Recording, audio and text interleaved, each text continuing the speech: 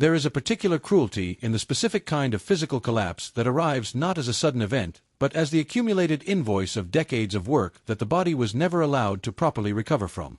Kathie Lee Gifford spent more than 30 years being the person America woke up to, the face and the voice and the laugh that millions of people associated with the reliable brightness of morning television. She was on Live with Regis and Kathie Lee from 1985 to 2000, according to documented television history of the program, and then on Today with Hoda and Kathie Lee from 2008 until her departure from the show in 2019. For audiences who watched her across those decades, the brightness seemed effortless, which was precisely the point and precisely the problem. What she has disclosed in interviews and memoirs in the years since makes clear that the effortlessness was itself the performance, and that the body behind it was paying a price that eventually could not be hidden. In July 2024, she confirmed publicly that she had undergone a total right hip replacement, disclosing the surgery in an interview with People magazine. The procedure was described in that interview not as elective maintenance or a routine orthopedic intervention, but as a necessary structural response to what her surgeon characterized, in language she reported in both People and Entertainment Tonight, as one of the worst hips he had ever seen. The surgeon asked her directly how she had been existing all this time. That question was not rhetorical. It was the clinical astonishment of a medical professional confronting imaging that showed a joint that had deteriorated to a degree that made functioning at the level she had been functioning at appear genuinely extraordinary. A total hip replacement, to describe it plainly, involves removing the damaged joint and replacing it with components made from surgical-grade titanium and medical-grade plastic, essentially rebuilding the structural connection between the femur and the pelvis from materials that the human body did not produce itself. What made the disclosure particularly striking was the revelation of what had preceded it. According to her own accounts in the Today interview and in the People piece, she had been managing the deteriorating joint for approximately 18 months before the surgery, during which time she was receiving anti-inflammatory injections in order to make it through her professional commitments. She described adjusting her posture and her movement on camera specifically so that the audience would not see her limp. She described learning to brace her weight against walls backstage between segments. The physical reality of those 18 months was entirely invisible to the people watching her because making it invisible was both her professional standard and, by that point in her life, a deeply ingrained psychological instinct. To understand why that instinct was so deeply ingrained requires going back considerably further than 2024. Her first marriage, to Christian music publisher Paul Johnson, ended in 1981 in a way she has described across multiple interviews and in her memoir It's Never Too Late, published in 2020 by Thomas Nelson, as one of the defining emotional experiences of her life. She came home to find that he had removed all of his belongings from their shared home without a conversation, without a warning, and without leaving any explanation she could make sense of. She has written about the experience using language that is more precise than the generic vocabulary of heartbreak, describing the feeling as having presented herself as a gift that was handed back unopened. That specific formulation says something important about what the experience taught her. It did not teach her that love was uncertain or that marriages sometimes end. It taught her that vulnerability, the act of opening herself to another person completely and without reservation, could be met with absolute indifference. The lesson she drew from it, as she has described in subsequent interviews and autobiographical writing, was that displaying weakness or struggle was something that could be used against her, or at minimum something that would not protect her from the consequences of other people's choices. She married Frank Gifford in 1986, according to documented records of their marriage, and the union became one of the more publicly visible and apparently stable relationships in the world of American television. Frank Gifford was an NFL Hall of Famer who had played as a halfback for the New York Giants across a career that produced 3 Pro Bowl selections and a championship, according to documented NFL historical records, before transitioning into a long and successful broadcasting career as a football analyst and commentator with ABC Sports. He was a figure who had built an entire public identity around a particular kind of masculine physical excellence, and as that excellence became something age and health no longer fully supported, he developed a specific orientation toward his own public presentation that Kathie Lee has described as deeply influential on her own behavior. According to her memoir and her interviews discussing his final years, Frank held firmly to the conviction that when he appeared in public he should appear as the version of himself that the public recognized and expected. He did not want to be seen diminished. He withdrew from public life rather than appear in a condition that contradicted the image people held of him.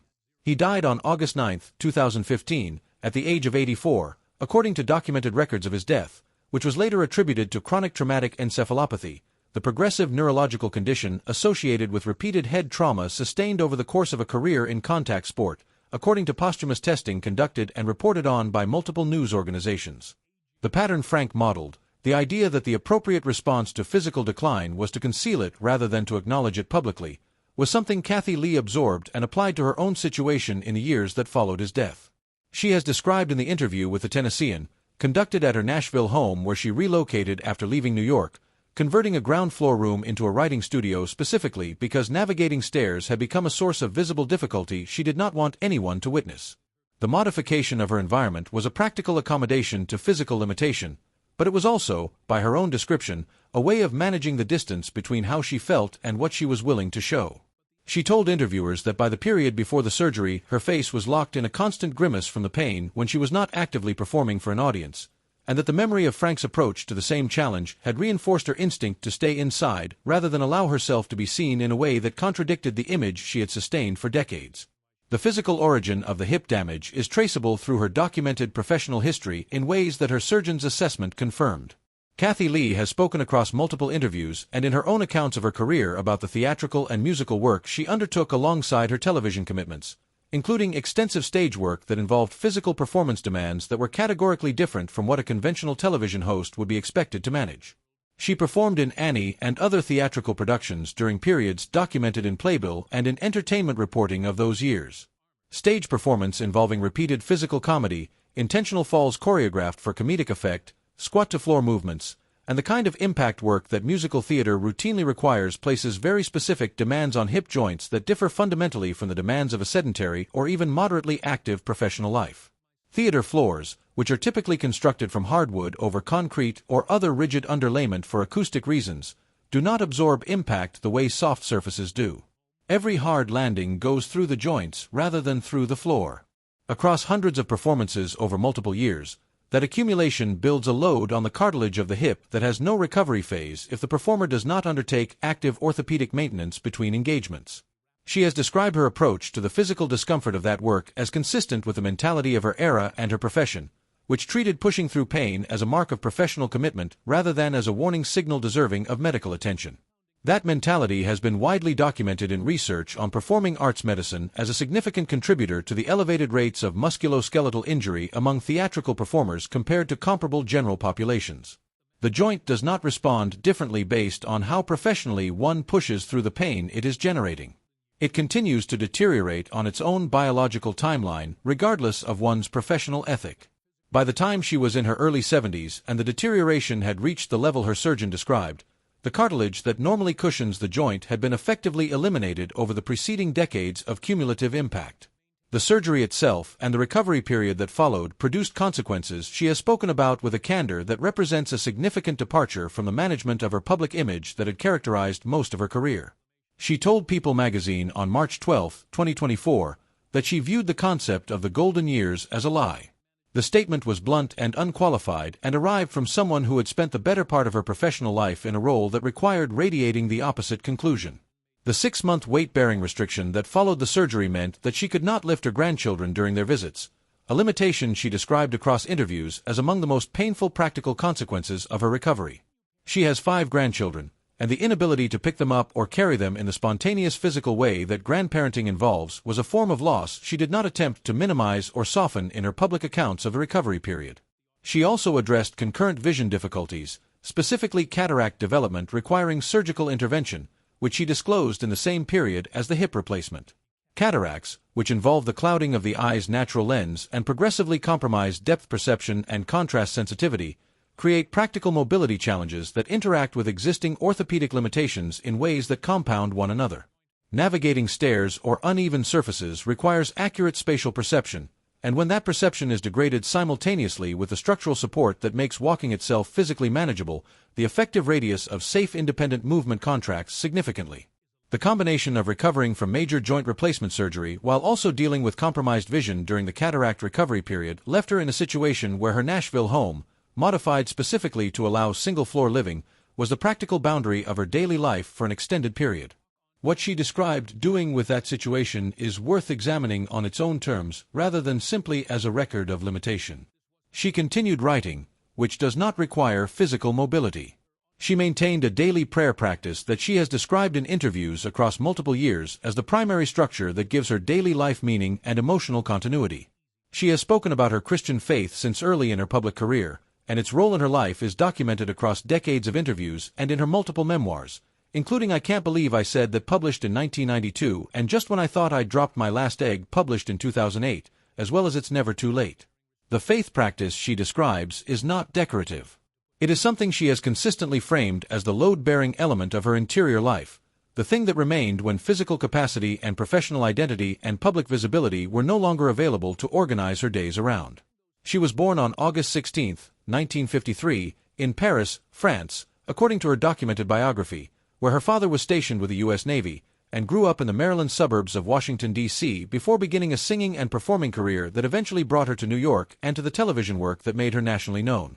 She studied at Oral Roberts University in Tulsa, Oklahoma, for a period before her entertainment career developed, according to documented biographical accounts of her early life.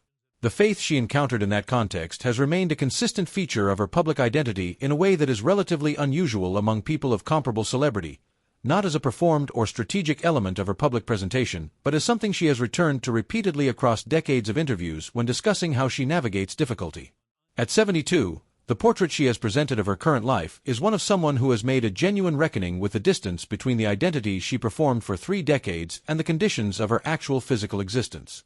She called the golden years a lie, not because she has arrived at despair, but because the concept required rejecting the evidence of her own body, and she is no longer willing to do that. The rejection of romantic narratives about aging, coming from someone who spent 30 years as a primary source of televised warmth and brightness for the American morning, carries a specific weight. It is not cynicism. It is the specific kind of honesty that becomes possible when the physical costs of a life are no longer concealable, and when the psychological architecture built around concealing them has finally been allowed to come down. The hip has been replaced. The cataracts have been addressed. The stairless studio exists and is being used for work. The grandchildren will be lifted eventually when the surgical recovery is complete. The prayers continue every morning in Nashville, in a ground-floor room she converted from something else into the space her current life requires. That is not a tragedy in the narrative sense of a story that ends badly. It is something more honest and more complicated than that. It is the real shape of what a life sustained at that level of sustained professional performance eventually looks like when the performance is finally allowed to stop.